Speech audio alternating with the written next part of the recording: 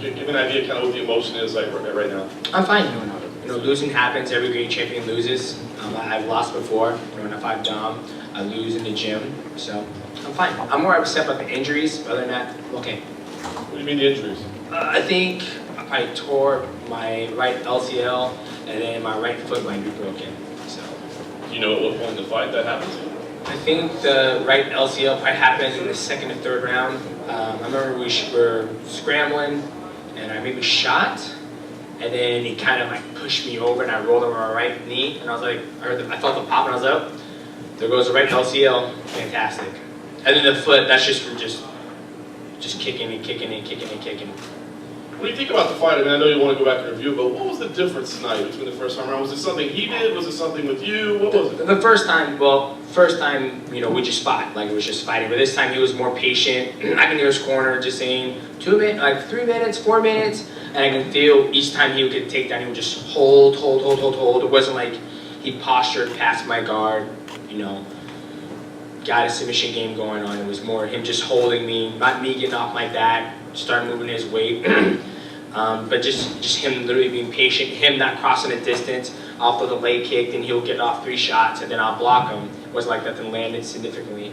I think the stand-up numbers, I think I outstruck him. So, but it happens, you know. I don't think the judges know how to score leg kicks, but it is what it is. So when you went up there to read the score, did you have any concern that, oh, maybe this isn't my night? It could have gone anyway. Like I said, you know, whether I won this fight or I lost it, I'm gonna go back home, do what I usually do, go home, spend time with my family, play some video games, get back in the gym, keep on learning, help my teammates get ready for their fight, and now I gotta, you know, get an MRI, check out my foot, check out my right knee, rehab that, and then see what's next. I was gonna say, you know, last thing for me, maybe it's too early, but I mean, do you feel like a rematch should be warranted and should be next, or I mean, just you gotta Of course, yeah. It wasn't like he blew me out the water. Like I said, first things first. I'm not gonna sit here and be like, oh, I want a rematch, blah blah blah. I need to get healthy first.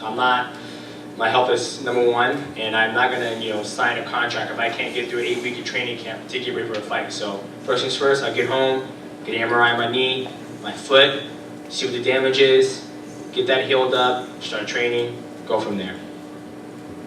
DJ, you said your foot was from kicking all the time. Did you come in with a foot injury, or did that happen? No, it happened. It happened. I came in this fight 100% healthy, but when you kick over and over and over, shit hurts. Was there any moment that you got one particular kick you felt it, or? Oh no, it's just kicking. You know, even when I kicked him in the stomach, you know, it's just over time. And he would back up. You know what I mean? He'll do this, and like when I'll cross this and try to get in there, and I throw the kick, like I'm just getting the very end, not my shin across because he's backing up. And then when, you know, it might be 3 or 2 minutes left, and he'll start pushing forward and move it, and I'll throw a leg kick, and then he'll come do his combinations. So it's just repeatedly just kicking and kicking and kicking. And just so physically, you lost the 4th or 5th round on all 3 cards. I wonder, do you feel like, you know, the fact that you were diminished physically didn't allow you to perform to, you know, that championship kick and maybe get the decision, pull out one of those 2 rounds to keep the belt? I have no idea, to be honest with you. I mean, literally the only thing I felt that was like a significant difference in the fight was when he would get me down, he would just literally hold me. It wasn't like, you know, I train with guys, like, you know, Bibiano Fernandez, when he gets me down, it's like, okay, the time bomb is going, I gotta start moving.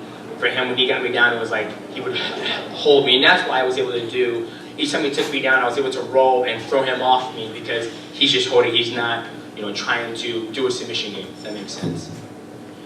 DJ, first of all, congratulations on an incredible run and being a class act the whole way through it. And I know it just happened, but now that it's over, can you put it into words for us, what the streak means and how proud of it you are? Yeah, it was a great streak, and it's not over yet, you know what I mean? Like I said, I do it because I love it. You know, I've already way exceeded my expectations. I was the guy who was in a warehouse making $10.76 an hour, running home to watch Joseph Benavidez fight Dominic Cruz. So my dream was never to be a world champion. My dream was just to learn how to do mixed martial arts, and when I did that, I became passionate about it, and this is the path that it led me on. So I'm happy with my run. I'm gonna get back home, get healthy, and then go from there.